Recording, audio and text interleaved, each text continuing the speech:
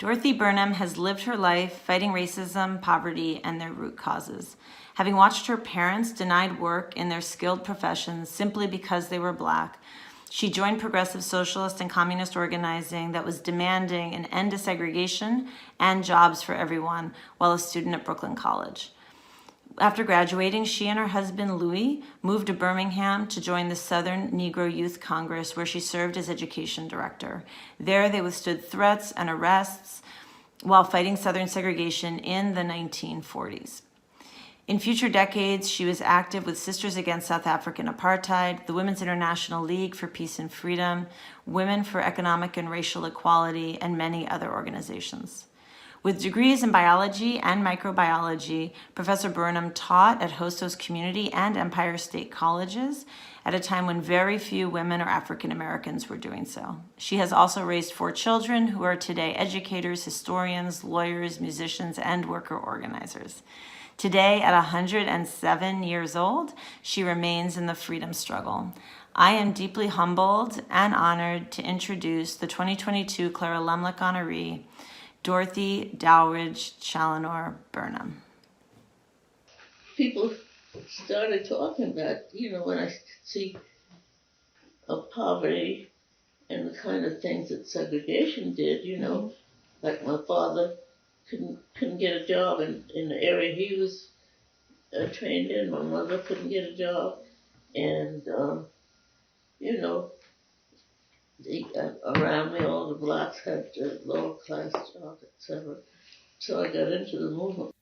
My name is Dorothy Dowridge Challenor Burnham, and the date of birth is March 22nd, 1915. There was a whole movement of young people who joined the socialist movement. His name was Louis Burnham. He was asked to come down to Birmingham to help organize the Southern Negro Youth Congress. And we got married and went down to Birmingham. One of the main issues, of course, was to end segregation in the South. Right.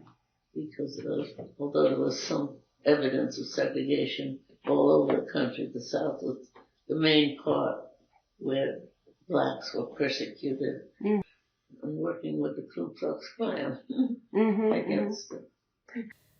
And when we had demonstrations, we would go to coal mines and hand out leaflets about different things, voting rights and things like that. The fight was for equal pay, equal work for the workers in both the steel and the coal mining industry.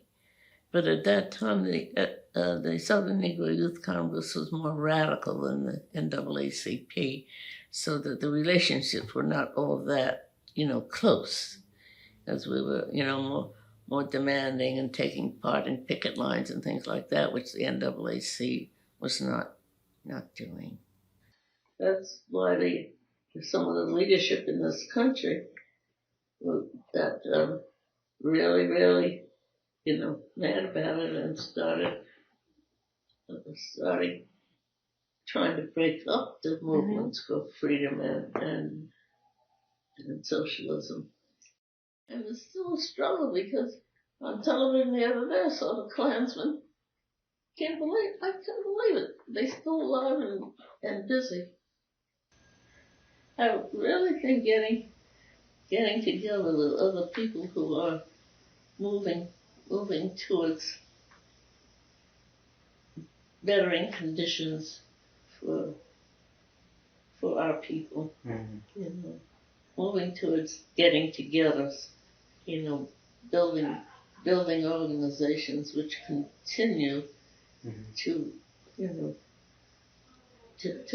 move on. We move so far with mechanics, and not far at all with the social conditions in the world.